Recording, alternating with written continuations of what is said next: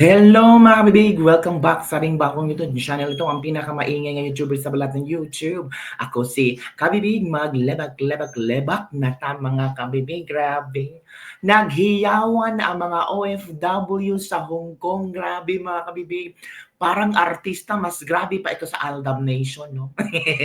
Mas grabe yung pagpasok pala ni Bibi Sara na ay, as in super naramdaman mo talaga ang Duterte's fever. Naramdaman mo talaga ang sobrang pagmamahal ng mga OFW sa Hong Kong. Hindi lang sa Hong Kong, kundi sa iba't ibang sulok ng bansa na buong mundo. Comment down below, be. Kung excited ka bang pupunta si BP Sara dyan sa lugar nyo. Kasi mga kabibig, ito ang nangyari. I don't know kung joke-joke ba ito ni BP Sara or hindi, pero grabe yung hiyawan ng mga OFW nung sinabi ni BP Sara na huwag niyo akong kalimutan, suportahan sa 2028. Nako, grabe. Ang iba'y tumayo, nagpalakpakan. Talagang yung iba tumayo, ang mga balahibo nila, na naramdaman nila, ito na ang pag-asang hinihintay natin. 'Di ba? Failure kasi ngayon. Inamin naman ni BP Sara na budol din siya, na-scam siya. Na-scam siya sa sinasabi na continuity ang gagawin ni Bongbong Marcos. Na-scam si BP Sara. Kaya nung sinabi na niya sa OFWs Hong Kong, maraming ang hindi nakapasok sa venue. Kasi punuan na, konti lang kasi ang venue nila, no? Yung iba nasa labas, naghihintay, naghiyawan, nung pagpasok ng BP Sara, nung nagsimula na si BP Sara, naku, grabe, ramdam mo ba kung nalito, sumakit ang ulo at na high blood ang mga loyalista, mga talyanista at mga bangagmista nung ang maisog ay nangyari sa Cebu na walang bayaran, walang ayudang dinala at maraming tao pumunta, mas lalong tumaas ang BP, blood pressure nila. Ngayong mga OFW talaga ang nagsanib puwersa at talagang pumalakpak, excited, naluluha, tumatalon nang nakita nila si VP Sara Duterte at lalo nang sinabi ni VP Sara Duterte sa 2028. Naku! Excited ka ba? O, eto ang video, kabibig, ha? Baka sabihin niya naman gawa-gawa ko to. Hindi ito gawa-gawa. Napakinggan natin na galing sa bibig ni VP Sara at makita natin yung pagtalo ng maraming OFW. Hindi lang mga OFW, pati tayo ngumiti, tumawa at kinilig. Eto na kabibig. Papasalamat po ako dahil from 2016 hanggang 2025 ay nandyan pa rin kayo at nandito pa rin kayo para sa bayan. Maraming salamat. Sunod po ay personal pa rin ang pagpapasalamat ko sa inyong lahat, sa tulong ninyo, sa kampanya ninyo, sa suporta ninyo para sa akin at sa boto ninyo noong nakaraang halalan noong 2020.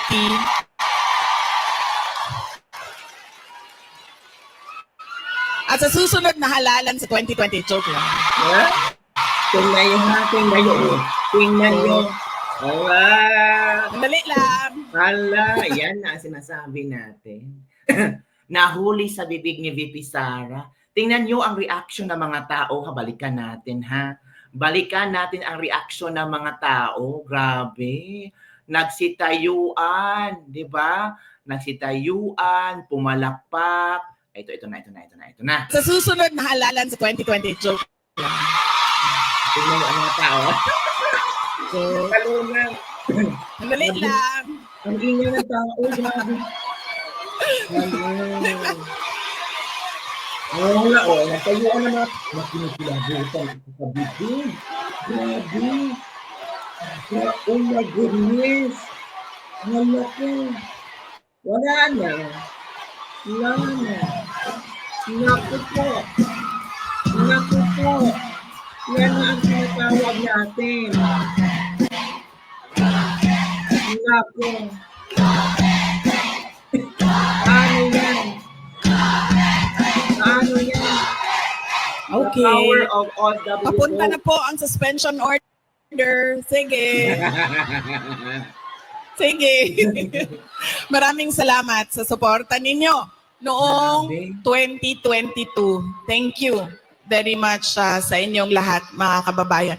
Alam nyo, una ko pong naramdaman na mukhang mananalo ako sa eleksyon Tingnan nyo.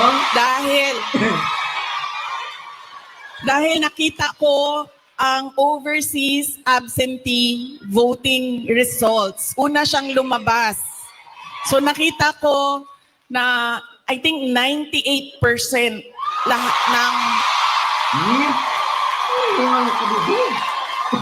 ng OFW votes ay para sa akin. Kaya doon ko naramdaman na parang baka siguro manalo ako. Kaya maraming salamat Yan na, kabibig.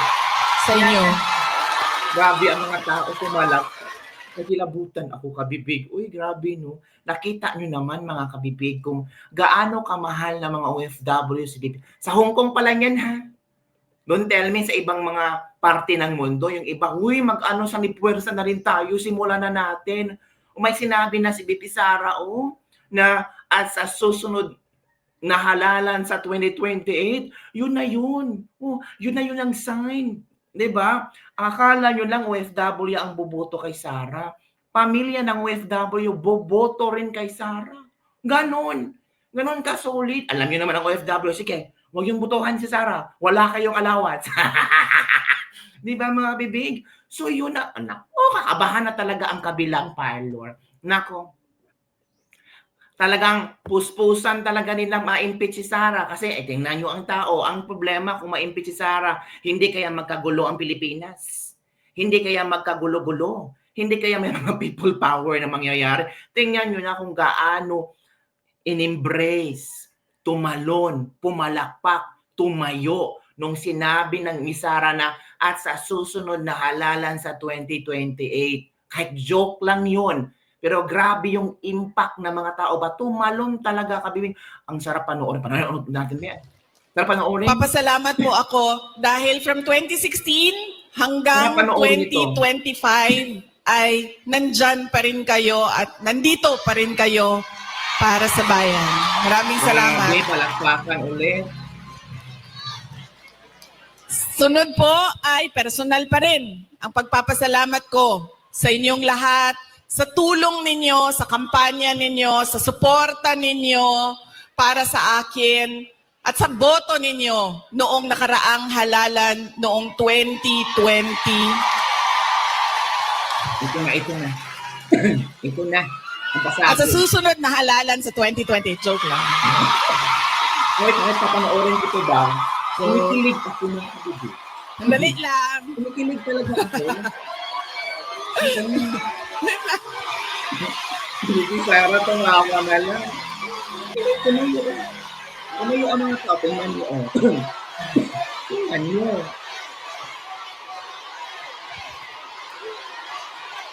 Diba nakakaiyak na nood ito. Nakaiyak sila. Duterte. Sabay kayo. Duterte. Okay. Duterte. Papunta na po ang suspension order. Sige. Sige. Maraming salamat sa suporta ninyo noong 2022. Thank you very much sa inyong lahat, mga kababayan.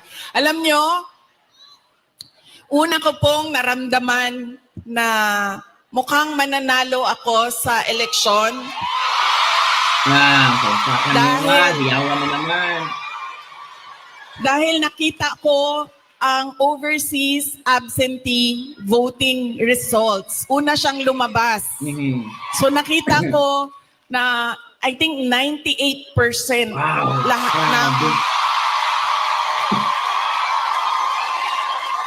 ng OFW votes ay para sa akin. Kaya doon ko naramdaman na parang baka siguro manalo ako. Kaya maraming salamat sa inyo. Grabe ang hiyawan ng kabibig. As in, shocking mga kabibig, talagang sabi ng iilang Pilipino, ito ang hinahanap natin, 'di ba? Sara, oo nga, inamin mo na rin na budol ka, pero ito na mga kabibig, nagpapasalamat din si VP Sara sa mga OFW. Kung akala nyo hindi siya nagpasalamat siya o hindi naman gano'n ano ba, kawalang hiya si Sara o nagpasalamat ni VP Sara o mga OFW. Ito pakinggan natin ha, ang pagpasalamat ni VP Sara sa mga OFW. Yes, mga kabibig. OFW. Oy, natural, OFW na yan. 'Di ba? So panoorin natin si VP Sara, mga kabibig. Ito na. Sa inyong lahat, sa suporta ninyo sa aking mga kasamahan, sa aming trabaho, sa programa at proyekto ng Office of the Vice President. Maraming salamat po sa inyong lahat. Dahil kayo lang po ang sumusuporta sa OVP, ang buong gobyerno po ay iniwanan na po ang OVP. Ang gobyerno, iniwanan na ang OVP. Maraming salamat. Yung satellite offices po namin sa iba't ibang lugar ay naningkamot. Ano sabihin naningkamot? Nagsisikap. Yung satellite offices po namin ay nagsisikap na mahanap yung mga geographically isolated and disadvantaged areas at hindi lang nakatuon sa national capital region. Kaya salamat po sa suporta ninyo sa Office of the Vice President. Galing. Palakpakan ka. Ang susunod po na pagpapasalamat ko ay ang mahal ko kayo.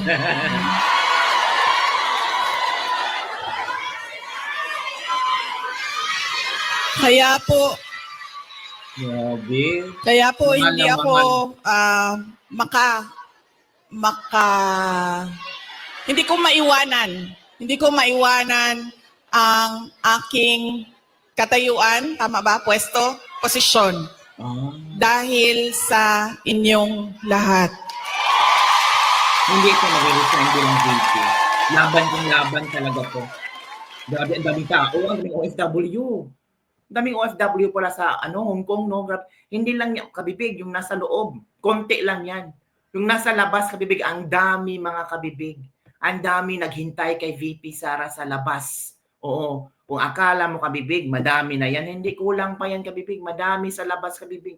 Hindi lang nakapasok kabibig kasi kulang lang kabibig. O, ito ha. Ito yung ipakita ko ha, yung dami nang naghihintay, naglilinya-linya sa labas. Oy.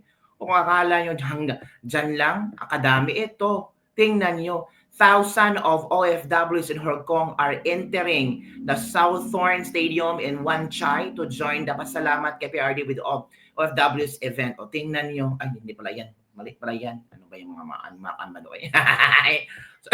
Maghanap tayo ng video ha, nung sa labas.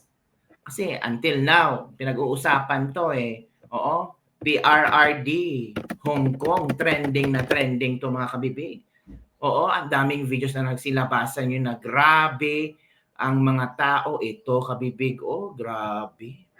As in, mawiwindang ka sa dami ng tao kabibig. Saan ka makakahanap ng ganitong daming tao kung akala nila ba ang Duterte's power is nawala na, yung sinasabi ng mga loyalista dyan na wala na yung Duterte. O tingnan nyo, ito ba yung wala ang mga Duterte? Ito ang wala sa mga Marcos. Si Marcos hindi na ganyan ha. O, pero ito dami. O, ginaganyan ba ang First Lady? Ginaganyan ba si Martin Romualdez? Ginaganyan ba si Marcos? Hindi. Ginaganyan ba si Chis Escudero? Hindi. Ginaganyan ba si Ace Barbers? Oh, yung si Stella Kimbo paglalabas? Hindi. Tanging si VP Sara lang at si PRRD na kung saan minamahal ng tao. 'Di ba? So yung mga bashers diyan, huwag niyo sabihin bayaran to ha. Mga OFW to, sabihin niyo bayaran. The modern Filipino heroes, sabihin niyo bayaran ang mga OFW. Tumahimik kayo. Mahiya naman sa mga sarili niyo. 'Di ba? Malaking tulong ang mga OFW sa ekonomiya natin. Tapos sabihin niyo, mga bayaran, mahiya kayo sa sarili niyo ha. Wag ganun, nakakahiya. 'Di ba mga kabibig? Daming tao mga kabibig, grabe. Nakakawindang. As in, tingnan niyo kabibig, oh. Ito ba tinatawag na ano, na tawag dito, na walang pakialam ang mga tao sa mga Duterte? Ito ha, kita ko sa inyo ha. Meron tayong video, sabihin niyo gawa-gawa ko lang mga videong ito. Meron tayo diyan. Meron, ito na. Tingnan niyo. Di ba? Yan. Dami. Again. Daming Pinoy. Grabe. Thousands of Filipinos are lining up.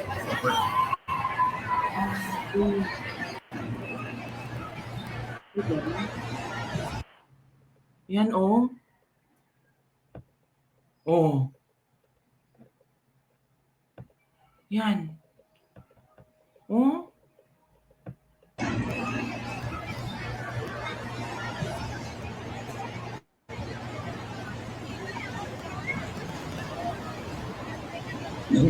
Masarap pumunta sa dito. Ang dami mga DSO. Ito, oh. Oh. Yan. Diba? Oh. So, ano ang iyong reaction dito mga kabibig? Diba, overwhelming. It's amazing talaga mga kabibig. At I'm sure ramdaman naman natin na mahal ng tao si BP Sara. Diba? Ramdam na ramdam. At talagang natatakot na talaga, oh. Ito ha, huwag yung kalimutan ito. Ipanaw, Sambayanan Party List. Huwag nitong kalimutan to. Ipasok natin ang ipanaw, ha? Kalibutan sa inyong balota. Ito. Ipanaw party list. Yan, ang ipanaw. Tingnan nyo. Ipanaw sa... Naku, panalo na yung ipanaw sa mga OFW sa Hong Kong. Si Doc Lorraine, wow. Tingnan nyo. Ipanaw. I-promote natin dito. Kampanya natin dito ang ipanaw, mga kabibig. So, yun lang po, mga kabibig. So far, ang latest updates ni VP Sara sa Hong Kong na talagang dinumog, naghiyawan ang mga tao. As in, hindi natin maisip ba na grabe yung pagmamahal ng mga tao kay VP Sara. To the left, to the right, to the bone. No? Ganito ba ang pagmamahal ng ating ibang Pilipino, o ating Pilipino kay Bongbong Marcos nang pumunta siya sa sa proclamation? Hindi talaga. Ito.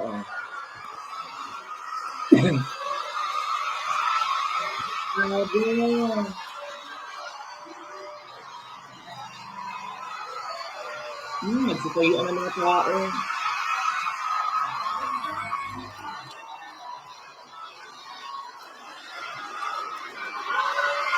Diyan po, si VP Sara.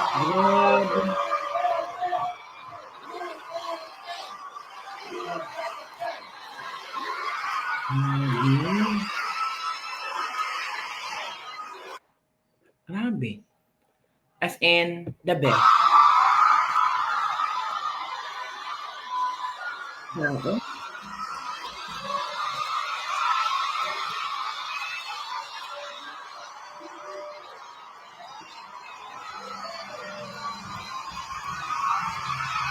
Grabe.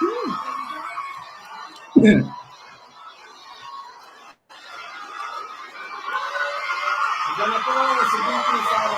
Grabe.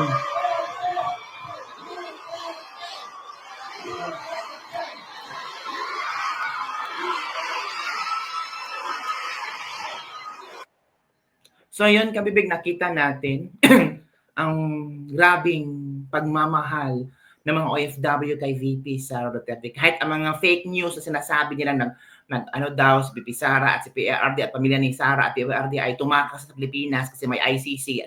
ICC na yan. Oo. Wala na yung ICC. Si Trump nga, galit sa ICC. Diba? So yun lang ang bibigyan natin latest development for the day. Don't forget to like, subscribe, and share this video para sa mga trending news sa ating pag-usapan. Bye everyone! See you next time!